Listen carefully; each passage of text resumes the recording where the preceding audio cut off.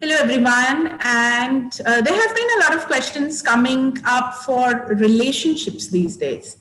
So people generally ask that if there is a love relationship, is only compatibility required to sustain that particular relationship? This was a very prominent question that came up, and I thought, let me address it today. Okay, for any kind of relationship, whether it is love, whether it is friendship, there needs something more than just love and compatibility. Compatibility is that you know that person, you understand that person understands you. But there's a lot that goes in when you are in a relationship and dealing with each other on everyday basis, especially in a married relationship. When you are dating a person or you just know the person and you're falling in love, what happens is you only see the showroom. Okay, like how you go and see the showroom, you only see all the good aspects of that person. And when you see only the good aspects of the person and a slight part which you know that you have to deal with certain other aspects of that person which are not so good, you kind of adjust at that time and you know that you're going to deal with it. But what happens after marriage is you actually get exposed to the entire go down.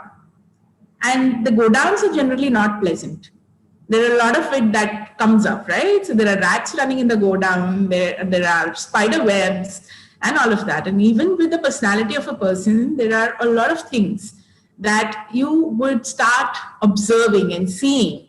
And when that happens, the compatibility somehow just, fizzles off. So it is love that's required, not only for that person, but for your own self.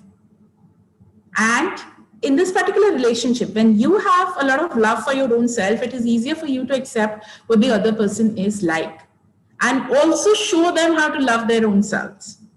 The second aspect of any relationship, especially a relationship within marriage, within a love relationship, you need to understand that you can be vulnerable in front of that person.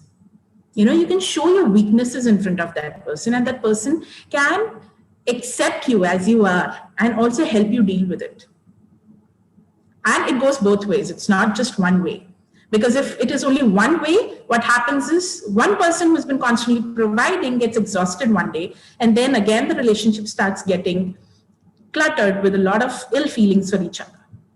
And that is what happens with a human mind, because we all are dealing and growing on everyday basis. The second aspect in any relationship is respect.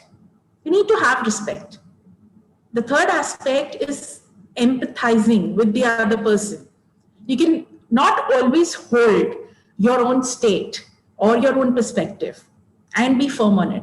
You need to also understand what the other person is wanting, willing to tell you or express. Because when this goes both ways, there is a midway that you can work on. And when somebody is only certain or maybe just very firm on their own perspectives, they might not want to accept the other person. And then again, it gives rise to conflicts. And when I say conflict, it does not mean that a relationship should not have conflict. A relationship can have conflicts, but there should also be a resolution to it.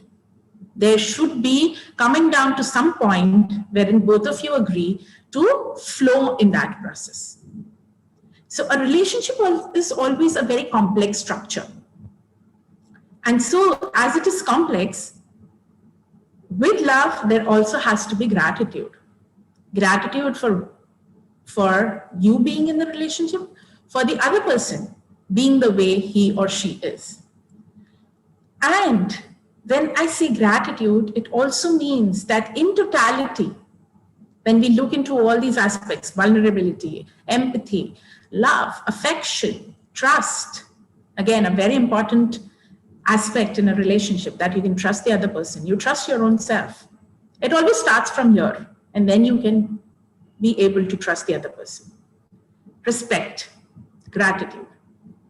And if you feel that, I have achieved everything in this process, okay, we have everything and it's done. It's never done. Because as humans, we're changing every day. Every moment we're changing and becoming a different person. So when we're becoming a different person, the work in a relationship should be continuous. It is not one-time work. but a continuous work to be in love with each other. I hope I could answer your questions, and it gave insights into how you can build the relationships together and how you can beautify this go down again and make it a showroom of both of yours together.